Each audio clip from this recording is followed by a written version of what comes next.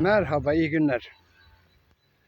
13 Mart 2026 Yangına karşı yabani otlarla mücadele günleri. Özellikle belediyelerin, özellikle trenlerle ilgili, metrolarla, tramvaylarla ilgili olan kamu kuruluşlarının, yöneticilerin şimdiden yaz yangınlarına ilgili yabani ot mücadelesine başlamaları lazım.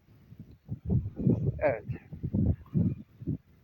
Şimdi bunu rotavatörlerle, bilek gücüyle bu otlar yatırılırsa, toplanırsa yangın tehlikesi hiçbir şekilde oluşmaz. Bu otlar yakın bir gelecekte yağmur olmazsa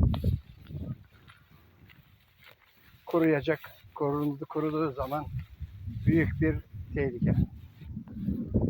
Sevgiler, saygılar, iyi günler. Sağ olun, var olun.